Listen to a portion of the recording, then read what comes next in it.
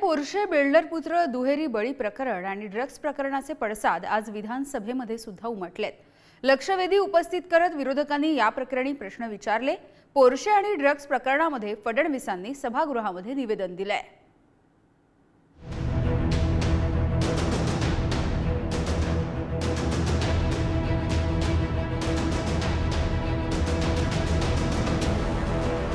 पुण्यात गेल्या काही दिवसात घडलेल्या या दोन घटनांचे पडसाद महाराष्ट्रात उमटले।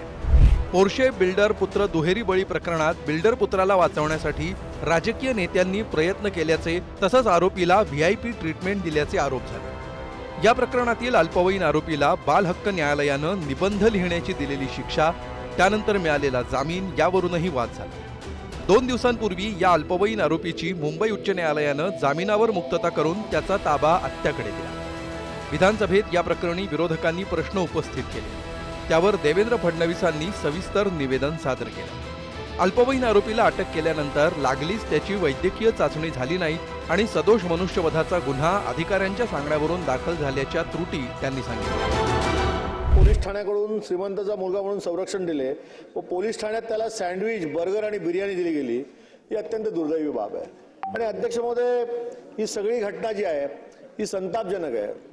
पुण्यामध्ये ही घटना घडते आणि मद्यपान प्राशन करून अशा पद्धतीचं कृत्य करणं हे चुकीचं, आणि याच्यावरती निर्बंध घालण्यासाठी सरकार म्हणून येणाऱ्या काळात अशा घटना घडू नये म्हणून नेमकं आपण काय करणार आहोत। ज्यावेळी त्याला 3 वाजता त्या ठिकाणी आणलं त्यावेळी त्याला मेडिकलला लगेच पाठवायला पाहिजे होतं, ते 8:30 वाजता त्यांनी पाठवलेलं आहे। ॲक्सिडेंटमध्ये 304A लावतात, तो 304A लावला, पण त्यांनी पहिले वरिष्ठांना कळवायला हवं होतं, पण ते वरिष्ठांना त्यांनी कळवलेलं नाही।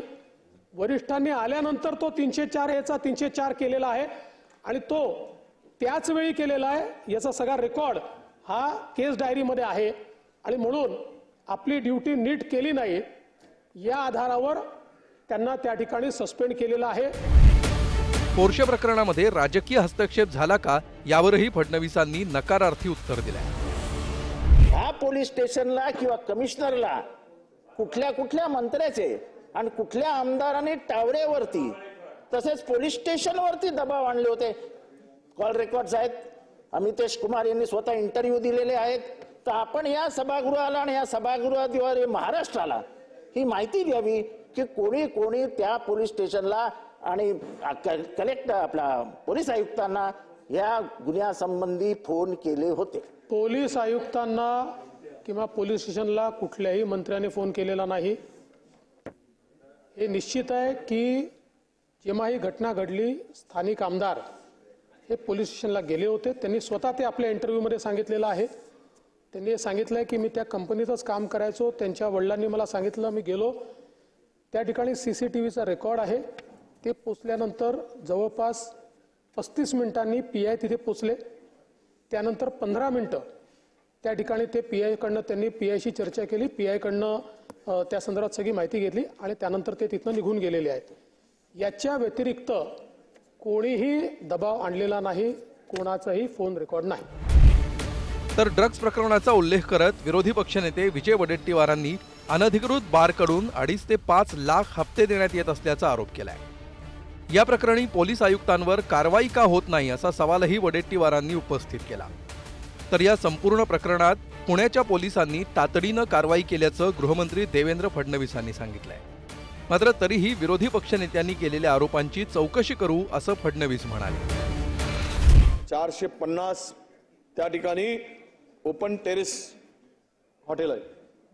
प्रत्येक हॉटेलकडून ज्या भागातील कोरेगाव असेल, कल्याणनगर असेल, 5 लाख रुपयाचा हप्ता बांधलाय अध्यक्ष महोदय। 5 लाख रुपये।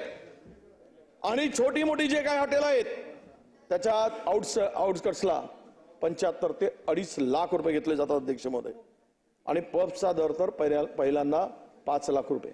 मला हे कळत नाही की एवढा मोठा संपूर्ण व्यवहार चालत असताना ज्या पब्स अनधिकृत चालत आहेत, नियमाचं उल्लंघन करून चालत आहेत, तेथील 27 पबला अध्यक्ष महोदय कुठलाही परवानगा नव्हता। आता बिना परवानगीने 27 पब जर चालत असतील तर पोलीस कमिशनर काय झोपा काढत होते तिथे? त्यांच्यावर कारवाई नको? विरोधी पक्ष नेत्यांनी जे सांगितलं, पहिली गोष्ट या संपूर्ण प्रकरणामध्ये, म्हणजे मी काही या ठिकाणी कोणाला क्लीन चिट वगैरे द्यायला बसलो नाही, पण या संपूर्ण प्रकरणामध्ये पुण्याच्या पोलीस आयुक्तांनी अतिशय प्रोएक्टिव्ह भूमिका घेतली आहे, अतिशय प्रोएक्टिव्ह.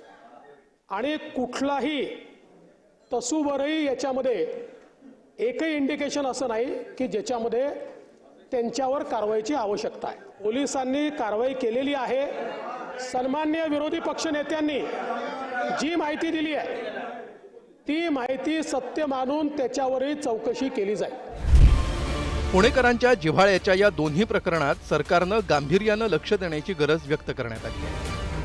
पुणेकरांनी वर्षानुवर्ष ज्या पबबद्दल तक्रार केल्यात, ज्या अधिकाऱ्यांनी चुकीची कामं केलीत, ज्या अधिकाऱ्यांनी पाकिट संस्कृती याच्यामध्ये आणली, त्या अधिकाऱ्यांना दोष न देता त्यांच्या बाजूने जे काय बोलतात फडणवीस साहेब, त्यांना माझी विनंती आहे की आपण हे राजकीय विषय न घेता हा पुणेकरांचा जिव्हाळ्याचा विषय, हा तरुणांचा विषय, पुण्याच्या संस्कृतीचा विषय आणि या सगळ्या गोष्टीकडे सारासार विचार करता आजची उत्तरं त्यांची सभागृहात अपेक्षित नव्हती.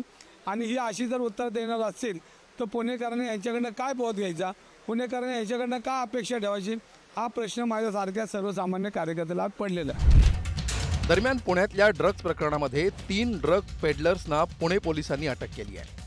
अटक केलेल्या एका ड्रग पेडलरनं L3 बारमधील पार्टीला ड्रग्ज पुरवल्याचं समोर आलं. एक नायजेरियन फॉरेनर आहे, त्याच्याकडून कोकेन जप्त करण्यात आलेला आहे कन्झ्युमेबल क्वांटिटीजमध्ये. आणि त्याचबरोबर तिसरा जे आरोपी आहे त्याच्याकडून 7 ग्राम अंदाजन जे आहे तो MD पावडर जे आहे ते रिकवर करण्यात आलेला आहे. हा तिघाला आज रोजी अटक करण्यात आलेली आहे आणि त्यांना माननीय कोर्टासमोर पेश करून पोलीस कस्टडी घेण्यात येणार आहे.